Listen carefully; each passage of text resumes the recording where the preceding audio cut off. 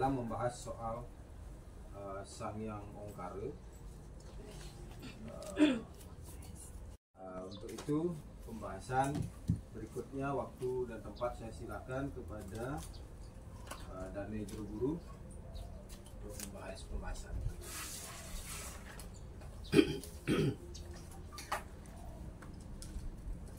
Om Swastiastu, Om Namo Buddhaya.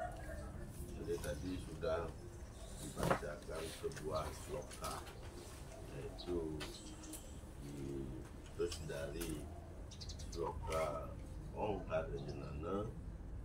Jadi apa yang disuratkan kemudian yang tersirat itu jelas bahwa hubungan Ongkara dengan tubuh, hubungan Ongkara dengan sastra, hubungan Ongkara dengan prana juga sangat berkaitan. Maka daripada itu dia coba berbagi. Kalaupun nanti istilahnya, nah di kemudian hari Sanghyang Ongkara ini biar bisa kita lestarikan, karena banyak sekali rahasia-rahasia yang terkandung di dalam Ongkara tersebut. Maka muncullah sebuah sloka seperti ini. Ikang Ongkara ngaran dan hana muah tutur sakti. Nah, jadi yang disebut dengan Sanghyang Ongkara itu tidak ada yang disebut lagi dengan tutur sakti, cerita-cerita kesaktian, manon sakti, tidak ada soal penglihatan yang paling sakti. Tidak ada istilah pemikiran-pemikiran mana yang sakti, hidup sakti juga tidak ada. Nah, maka daripada itu sira dan hanawaneh panunggalan hira ring Sanghyang Ongkara juga. Nah, semua itu akan berakhir pada penunggalan Sanghyang Ongkara. Apaan Sanghyang Ongkara meragengir? Nah, karena beliau lah yang disebut dengan nir sesungguhnya, atau adalah nir itu adalah kebahagiaan, nir juga disebut dengan moksa, nir juga disebut dengan bahagia dan lain sebagainya. Nah, itu Sanghyang Ongkara juga. Sanghyang Ongkara juga sira mula aksara. Beliau lah asal mula daripada semua aksara. Sira witning mantra kapena, beliau juga sebagai dasar daripada asal mula dan asal usul daripada semua mantra. Tanpa Ongkara, mantra itu tidak akan berarti. Nah, itu adalah sebuah sloka yang terus akan sebuah sastra. Jadi pahamilah bahwa apapun yang kita pelajari, baik itu yang namanya kandepa, baik yang namanya kawisesa, kebiakikan, penengan, pengiwa, kepemangkuan, kepandikan, dan sebagainya, nikah akan berakhir pembelajaran nikah adalah pada tahapan Sanghyang Ongkara. Apabila kita sudah menguasai Sanghyang Ongkara itu lebih dari 21 tingkat ketentuan, nikah sudah disebut dengan Sang Brahmana Jati. Nah, sudah Sang Brahmana Jati. Yan hana wong anggotopan kita Sanghyang Ongkara selikur, di tegasnya, tuturnya, filsafatnya dan lain sebagainya kita pahami, maka beliau lah yang disebut dengan Brahmana Jati. Diksa tan kawenang ke diksa, tirta lukat lebur tan kawenang ke lebur. Tidak boleh dilukat dilebur oleh siapapun, karena sesungguhnya ialah peragaian Brahmana itu. Ada sastra yang mengatakan begitu, tetapi dalam tingkat pelaksana ampun mungkin taring dan maksudnya yang Ongkara Pranava.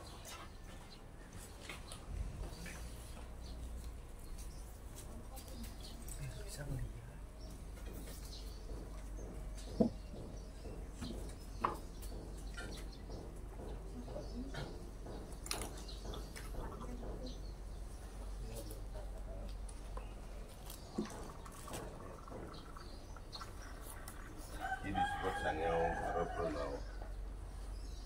Kalau dilihat dari rupanya, beliau ini ngadeg, atau mejujuk. Rupa sastranya niki mejujuk, ngadeg, terus sangat simetris dan proporsional. Jadi bentuknya, maka ini disebut dengan ongkara pranawa. Nah, karena ini merupakan pranama, lahir dari prana, setiap napas, setiap mantra, setiap puja, setiap weda, ini selalu urutannya adalah yang teratas, Sangyang Ongkara. Dan Sangyang Ongkara ini bisa diucapkan, dibaca, ditulis, diucapkan oleh semua lapisan masyarakat. Apakah dia adalah anak-anak, orang dewasa, orang tua, dan niki boleh diucapkan dan boleh ditulis. Maka beliau adalah disebut pranawa. Dia lahir dari semua insan yang bernapas, termasuk adalah binatang atau satu. Dan cuma kita yang tidak mengerti bahasanya. Ini bisa diucapkan oleh siapapun. Maka ini disebut pranawa. Pranawa adalah prana plus wa itu artinya lahir. Prana itu atau mengalir sebenarnya. Setelah itu prana itu adalah napas. Dia lahir dari napas yang mengalir. Nah, kalau berhenti napas kita, maka ini tidak ada alias amor ing asintia gitu. Makanya ini disebut pranawa. Nah, bangunnya seperti ini. Sekarang kita bahas ongkara pranawa itu lahir yang disebut prana. Nah, prana yang mana kita maksudnya? Apakah napas orang yang lari terus ngos-ngos itu akan lahir prana? Ya, jadi pertanyaannya seperti itu. Maka ongkara pranawa juga lahir dari napas dewa gitu. Napas ide Sangyang Widi, napas dari para dewa, betara, betari dan lain sebagainya. Maka hendaknya kita juga bisa bernapas seperti itu. Nah, maka di sini akan dibahas. Nah, ini akan dilahirkan oleh para mesiwa dan niki sade ludra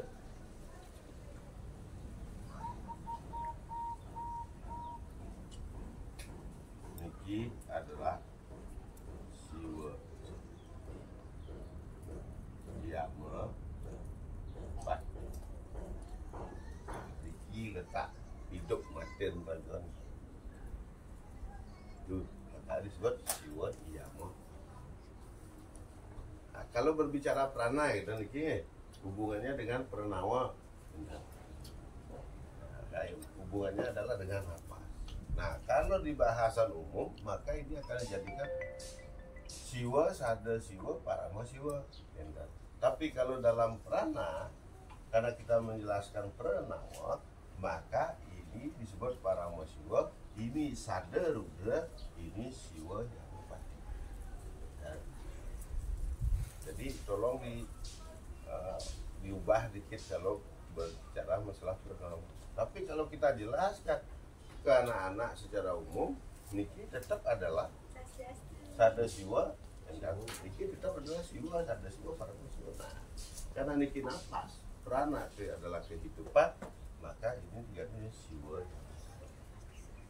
Nah, terus yang ininya, ini adalah berkiblat pada sakti gitu. Dari ongkara pranawa yang berhubungan dengan napas. Kalau ongkara pranawa niki diletakkan ring bongkoleng lidah, jadi kalau di pangkal lidah,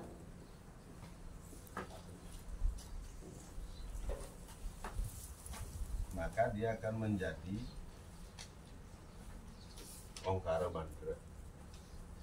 Anda genahang rumuhun ongkara pranawa ring bongkoleng lidah. Setelah genahang astiti antuk aksara om. Wow, sudah dah ongkara maksudnya kita mantap proses. ong 3 kali proses jadilah ongkara mantra. Nah ongkara mantra niki mengenah ring. Nah setelah ring bongkok ini adalah A.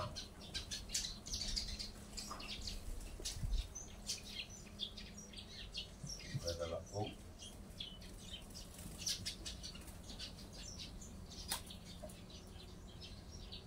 Ini adalah O.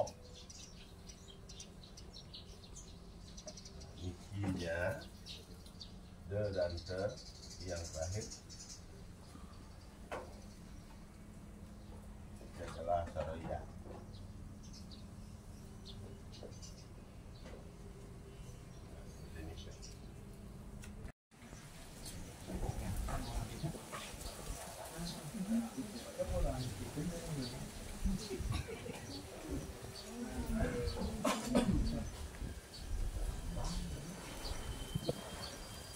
Ini angkara di depannya bro.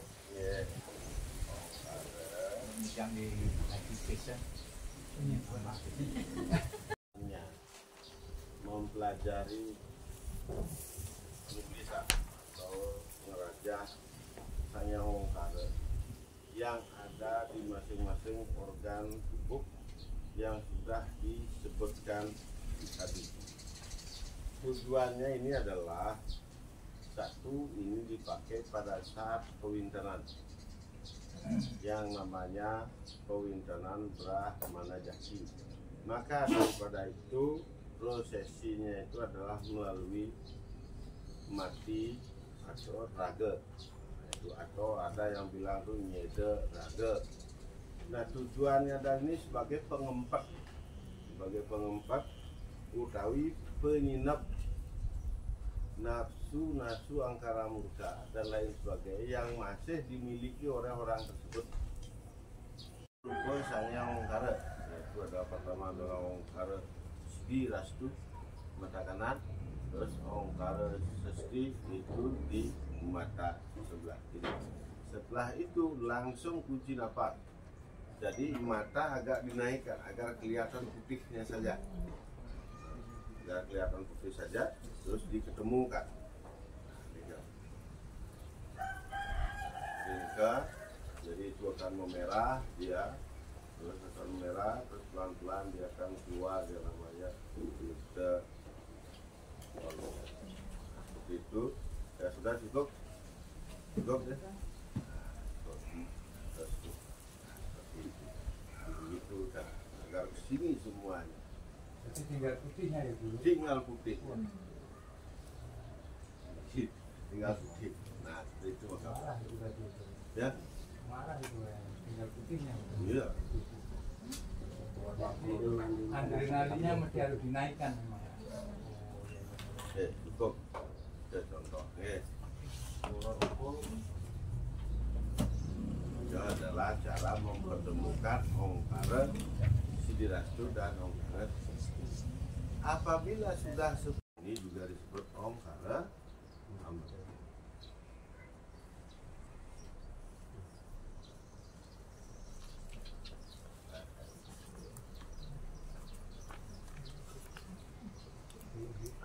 Yang belah kanan. Iki ongkara amrita, iki amrita, iki ongkara amrita. Yang di Sama. kiri, yang di kiri ongkara mata. Kami pasang amrita. Penulisannya berbeda. Tapi sejatinya dia itu sama. Yang menyamakan adalah menurut ide Nabi, ide Sang Sino, ide Badar Lepas. Ini kalau ditaruh ke bawah seperti niki, te-nya niki, tiga tunggal. Maka amarta itu setelah nikah, atur demo nafas menurut atur demo nafas menurut. Kemudian niki perlu pernapasan panjang. Setelah nikah maka bu dokter akan mengangkat tangannya, terus dia akan mencet telinganya, menutup ke 7 duara namanya.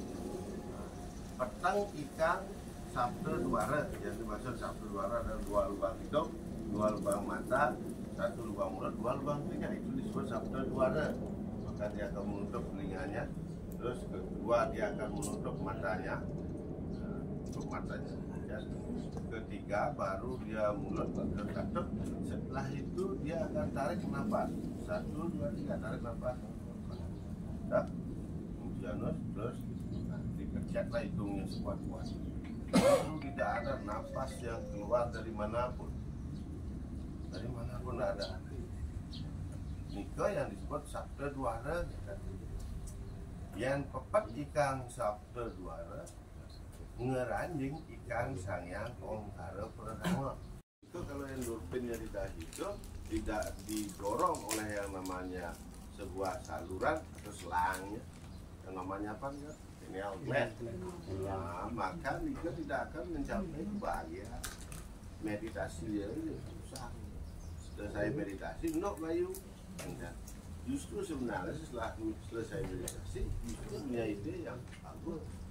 Tapi akhirnya Bayu no, bahkan bisa gelam, nah berarti itu saya nyambung. Karena mantra uang.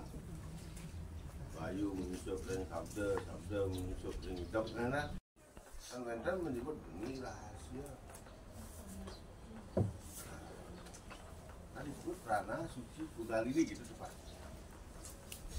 Kalau belajar kundalini, maka akan terdengar kata-kata Nika disebut dengan api suci atau prana suci kundalini sakti. Nah, gentan. Isinya sakti-sakti itu sudah diseram kan udah. Kali ke setiap manusia yang lahir sudah dibekal. Cuman api itu bersifat laten. Jadi tertidur dia bertahun-tahun. Dia akan bangkit apabila satu perasaan sedih yang berkelamaan. Maka dia akan bangkit, merasa tertidur. Terus dia bangkit, api suci itu jadi orang hang, kan? Bede-bede berdarah, bede-bede kelawan itu karena dia kesedihan, karena stres, dia akan bangkit apabila dia dibangkitkan dengan pernapasan yang paling bagus, teratur, kendali, bisa dikendalikan ya kan? Nah, kemudian ada api suci itu akan bangkit apabila dia terjatuh, terus pantatnya atau lubang ekor ini menyentuh benda-benda keras, cetek itu langsung dia bangkit.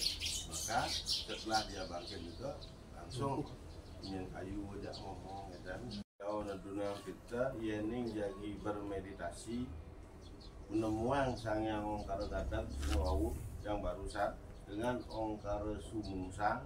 Ongkara ngatang itu adalah api. Untuk mematikan api ini dan membutuhkan air atau tirta. Maka yang pertama modal itu adalah tirta subna mala. Artinya semua mala yang ada di dalam tubuh, keletahan, kecuntakan dan lain sebagainya ditebur, harus dibersihkan dulu. Dan itu cara itu tidak kewah mencuci gelas ragam iki. Tirta nggak ada nyucian gitu. Nah setelah itu dari sang yang windu mengeluarkan disebut tirta parang renta pengurip. Semua ruang-ruang kosong yang ada di dalam tubuh dibersihkan.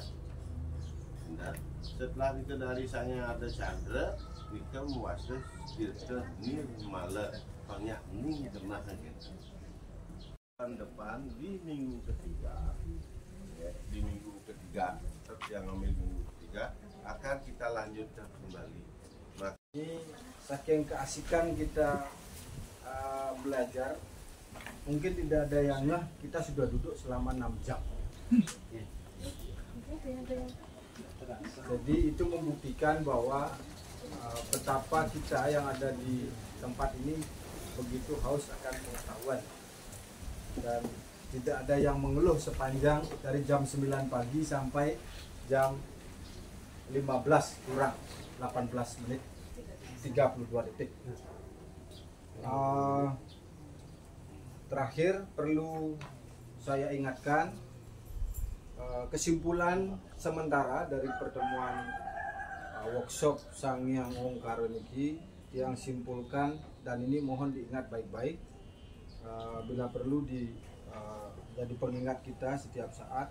Yan siretan kawruh, yan siretan satuhu, pralaya ikang sarirante. Kengat akene, ayu kita amunggal ikang sangyang Aji Sastra. Yang terjemahkan, janganlah engkau, pahamilah, janganlah engkau belajar setengah perjalanan dalam mendalami Sangyang Aji Sastra, karena itu akan menyebabkan kerugian pada dirimu sendiri, bahkan kematian. Ingatlah itu. Yang kedua, yang ingatkan untuk peserta, tadi sudah diingatkan oleh guru, untuk berikutnya di minggu ketiga di bulan berikutnya akan kembali diadakan. Bapak Ibu dan juru mampu sareng sami ngiring lanturang malih pagblibagan puniki